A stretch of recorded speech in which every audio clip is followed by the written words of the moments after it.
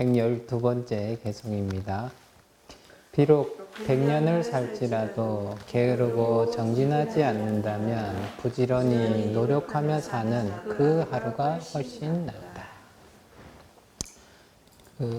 부처님 때 어떤 비구가 오랫동안 수행을 했는데 수행에 성취가 없어서 나는 자살해야겠다 이런 생각을 이렇게 가지셨다. 그래서 자살하려고 하는 그 시도를 이렇게 하다가 그 자살하기 직전에 나는 정말로 이 출가 생활이 의미가 없었는가 하고 자기 출가 생활을 이렇게 돌이켜 보는데 자기가 정말로 열심히 살았구나 이걸 알게 된 거예요. 그래서 그 순간에 이제 아라한가를 증득하게 돼서 자살을 안 하게 됐었는데 그러면서 이제 부처님께 찾아와서 그 얘기를 하니까 부처님께서 저 비구는 오랜 세월 동안 이 공부를 했는데 과위를 얻지 못한 거는 전생에 같은 도반이 이 공부하려고 할 때 그 약간 흔들리니까 그 사람의 물건이 탐이 나가지고 출가 생활하는 것보다는 속퇴하는 게 좀 낫다. 속퇴를 해라. 이런 권한 것 때문에 그 과보 때문에 열심히 공부를 해도 그 성취를 얻지 못했다. 그렇지만 그래도 부지런히 이 정진한 그 인연으로 인해서 이렇게 서가모니 부처님 때 아라한가를 증득하게 되었다. 이렇게 하시면서 하루를 살더라도 이 정진을 하면서 사는 것이 훨씬 더 좋은 삶이다. 정진이라 하면 아주 정밀하게 그 수행을 나아가고 자기의 행위를 고쳐 나가는데 아주 용맹스럽게 나아가는 것을 우리는 정진이라 이렇게 표현을 하죠. 게으르다라고 하는 것은 아무것도 노력하지 않고 그냥 방임하는, 특히나 불교적으로 봤을 때는 탐진치 삼독심으로 인한 갖가지 악업들을 꾸준히 하고 선행을 닦지 않는 것을 우리는 게으르다 이렇게 하고, 끊임없이 선행을 하려고 노력을 하는 것을 우리는 정진이다 이렇게 표현을 하거든요. 그래서 앞에서 얘기했던 것과 같이 악업일을 한다는 것은 자기 자신에게 괴로움만 더할 뿐 어떠한 즐거움도 가져다 주지 않는다. 우리가 이제 그 부모님이 자식한테 흔히 하는 말이 있죠. 자식이 공부 안 하고 탱자탱자 놀면은 공부 안 하고 그렇게 탱자탱자 놀다 보면은 나중에 크게 후회한다 이러면서 그 어디 강남에 일타 강사 이런 분들 중에 너희들이 지금 열심히 공부하면 훗날 배우자의 얼굴이 달라진다 이러면서 이런 얘기들도 하고 갖가지로 이렇게 얘기를 하게 되는데, 그런 것처럼 그 하루 게으른 삶을 사는 것보다는 하루라도 부지런히 사는 삶이 훨씬 더 훌륭하다. 그래서 우리가 이제 어떤 사람이든지 간에 하루 시간을 보내는 걸 보면은 각자 나름 바쁘게 살거든요. 바쁘게 사는데 한 번쯤 생각할 것은 지금 자기가 살고 있는 이 모습, 그리고 자기가 지금 혹은 직업이 됐든 혹은 자기가 맡은 바에 직무가 됐든 간에 거기에 어울리고 거기에 도움이 될 만한 것으로서 부지런을 떨고 있는가. 그것이 아니라 그와 전혀 상관없는 거에 막 힘을 쓰고 있는가. 물론 이제 학생들 중에서도 어릴 적부터 재능이 있어서 게임을 열심히 하고 있는데 부모가 게임하는 건 눈에 안 차고 학교에서 성적을 많이 받아야 되면은 이제 자꾸만 게임하는 걸로 뭐라 하는데, 프로게이머가 꿈이고 그래서 프로게이머를 지향해서 뭔가가 있다 이러면은 게임하는 거를 마음에 안 들어도 이렇게 지켜봐야 되죠. 근데 프로게이머를 추구하는 아이가 게임을 열심히 하는 것은 그 나름의 정진이 되겠지만서도 그냥 뭔가 이 현재 지금 자기가 공부하기 싫은 마음을 이제 돌리거나 혹은 다른 어떤 것보다도 좀 반항의 의미라든지 다른 목적을 가지고 게임을 계속하고 있다 한다면은 그것은 정진의 영역보다는 게으름을 부리고 있는 그러한 영역. 자기는 하루 종일 게임을 해서 너무 힘들고 피곤하고 이럴 수 있어도 그건 정진의 영역에 들어가지 않는다. 다른 이제 직업적으로 뭔가 공부를 하고 어떠한 직업이든지 공부할 거리가 있고 배워야 할 것이 있고 익혀야 할 것이 있는데 그러한 것들을 하지 않고 다른 것들을 이렇게 한다면은 그런 것들은 모두 다 조금 게으름의 영역에 들어갈 것이고 다른 부분에서 자기가 해야 될 것, 배워야 할 것, 익혀야 할 것에 대해서 분명하게 알고 분명하게 노력을 기울이는 것은 정진을 한다 이렇게 볼 수가 있겠죠. 불교에서 이렇게 특히나 경전에 연불 쪽 관련돼서 아미타경이나 이런 데서 보면은 하루 낮 하루 밤이라도 부지런히 정진하게 되면 그 공덕으로서 뭐 극락세계에 태어난다 하는 것도 있고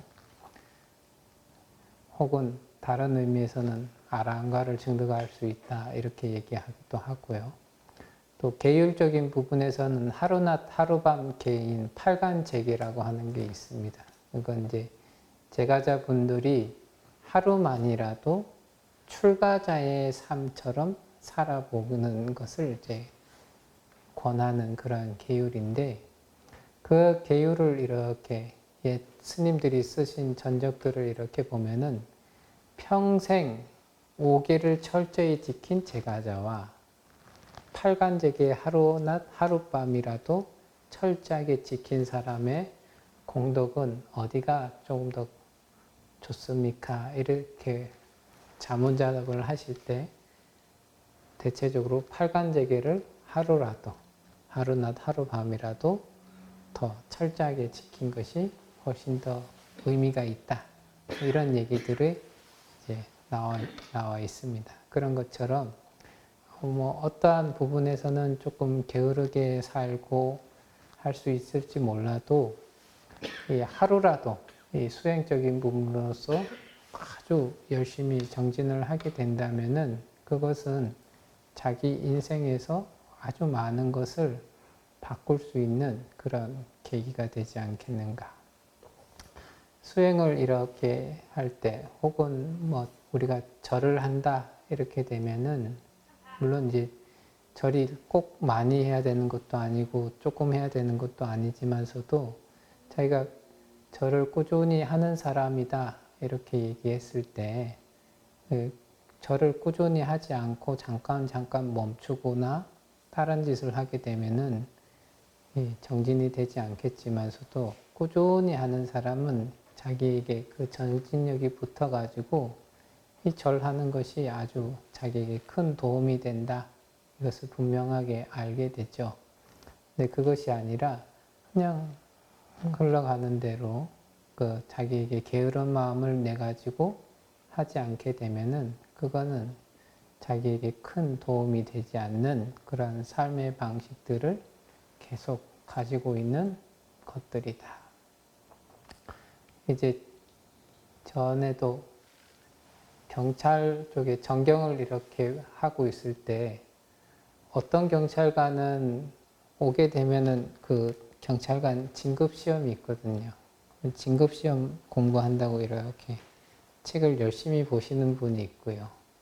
어떤 분은 그 약간 신만이 같은 그런 업을 갖고 있어서 평일에는 경찰서에 왔다가 저녁에는 그 산 타면서 뭐 삼 캐고 이런 데 다니시는 분도 계셨고, 어떤 분은 이제 주식을 하시니까 아침부에 출근해서 주식밖에 보는 게 없어요. 저녁 때까지 주식 보고. 뭐 과연 저 사람 뭐 각자가 또 각자의 나름의 삶을 살고 하긴 있지만서도 과연 누가 훨씬 더 자기 삶을 진취적으로 살아가고 있는 사람인가 이를 봤을 때는 훨씬 더 자기가 공부를 하고 자기 스스로를 업그레이드 시키기 위해서 노력하는 정진하는 사람이 훨씬 더 진취적인 사람이지 않겠는가 이런 생각을 이렇게 합니다. 저도 맨날 이렇게 딴 거 볼 거 있으면은 딴 거 재밌는 거 살짝 보다가 강의가 오면은 책을 봐야지 뭐 이러면서 또 책을 이렇게 보게 되는데 자꾸 이제 정진이 되지 않고 중간중간 계속 저도 딴짓을 하고 있긴 하죠.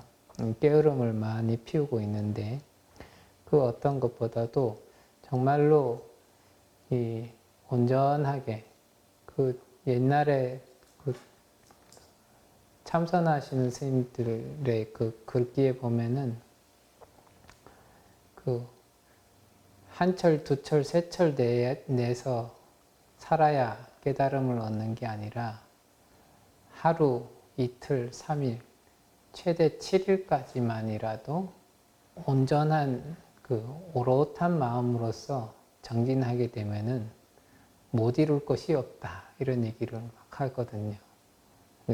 일주일 동안 해봤는데 안 되면 그 다음부터 한 철, 두 철 뭐 이렇게 잡아야 된다. 뭐 그런 얘기들도 이제 예전에 이제 선배 선생님들이 그런 얘기를 했었는데 그런 것처럼 정말로 자기에게 큰 의미를 갖게 하려고 하면은 정말 하루라도 아주 부지런히 정진을 하는 것이 훨씬 더 훌륭한 일이다. 이런 얘기들을 하죠. 그 가게 이제 상행위를 하시는 이제 상인분들, 특히나 이제 가게를 가지신 분들은 다른 것보다도 대체적으로 가게에 매여서 365일 가게를 여는 게 그분들의 기본 정진이더라고요. 우리도 그렇지만 어디 갔는데 스님들도 가끔씩 듣는 얘기거든요. 어느 절에 갔더니 스님이 안 보여요. 그 절은 스님이 없나 봐요. 이런 얘기들을 이렇게 듣거든요. 그런 것처럼 가게도 누가 갔는데 문을 닫았다 그러면 그게 한 두세 번만 반복이 되면은 거기는 맨날 문 닫고 딴 데 가더라. 거긴 가지 말자. 뭐 이런 얘기들이 막 들리잖아요. 그래서 이제 물론 이제 하루 정진하는 얘기는 아니지만서도 어떠한 부분에서 꾸준하게 자기가 뭔가 하는 것이 있었을 때 훨씬 더 무엇을 성취할 수 있는 가능성이 있지, 게으름을 피우게 되면은 그러한 이룰 수 있는 것은 아무것도 없고 도리어 악업만 짓고 그래서 자기에게 고통만 나을 뿐이지 더 큰 이득 될 것은 없다. 이런 얘기들을 하고 계시죠. 그 다음에 113번째 개송. 비록 100년을 살지라도 삶과 죽음의 도리를 모른다면 그 같은 도리를 알고 사는 그 하루가 훨씬 낫다. 이제 그 불교 설화 중에 아주 유명한 설화긴 한데요. 어떤 여인이 잘 사는 집안의 여인이었는데 하인 옛날로 치면 그 돌쇠랑 눈이 맞아가지고 마님하는 돌쇠랑 눈이 맞아서 야반도주를 했다가 첫 번째 아이를 낳고 두 번째 아이를 낳을 때 친정으로 돌아오게 되는데 폭풍우가 내려치는 날 남편 보고 잠깐 몸을 누일 수 있는 자리를 좀 알아봐라고 시켰는데 남편은 뭔가 구하러 다니다가 독사에 물려서 죽게 되고 여인은 그 폭풍우가 내리치던 밤 어떻게 산통이 느껴져서 아이를 낳긴 낳았는데 그 자기 몇 살 장성한 아들하고 갓 태어난 갓난의 아이를 데리고 이 어제 비 때문에 불어난 강물을 건너려고 하니까 둘 다 데리고 갈 수는 없고 그래서 첫째 아이는 냅두고 둘째 아이를 강 건너에다가 언덕에다 놓고 돌아오게 되는데 둘째 아이를 독수리가 채가고 그 독수리를 쫓아내기 위해서 손을 허우적허우적 대고 있는데 첫째 아이가 나보고 오라는갑다 하고 강물에 들어오다가 강물에 휩쓸려서 죽음을 맞이하게 되고 그래서 남편과 두 아이를 한 번에 잃어버리고 나서 그래도 나는 자기 부모님이 있는데 가야겠다 하고 돌아가고 있는데 반대편에서 걸어오는 사람이 자기의 친인척들이 어젯밤 폭우에 건물이 무너지면서 다들 죽게 되었다. 그래서 하루아침에 남편과 자식, 모든 친인척까지, 부모, 형제들까지 다 잃게 된 그 여인이 부처님께 와서 부처님의 법문을 듣고 수행을 하게 되죠. 그 수행을 하다가 자기 발을 씻는다고 물을 이렇게 붓는데 처음 부었던 물은 자기 발 주변에 있고 두 번째 부은 물은 조금 더 가고 세 번째 물은 멀리 가는 그 모습을 보고 사람이 삶이라고 하는 것이 태어나자마자 죽는 것도 있고 젊은 시절에 요절하는 것도 있고 나이가 들어서 죽는 것도 있구나. 근데 결국에는 이렇게 죽는 것이구나 하는 것을 이제 관찰을 하죠. 그것을 보고 부처님께서 그 여인에게 가가지고 이러한 개송으로서 하루라도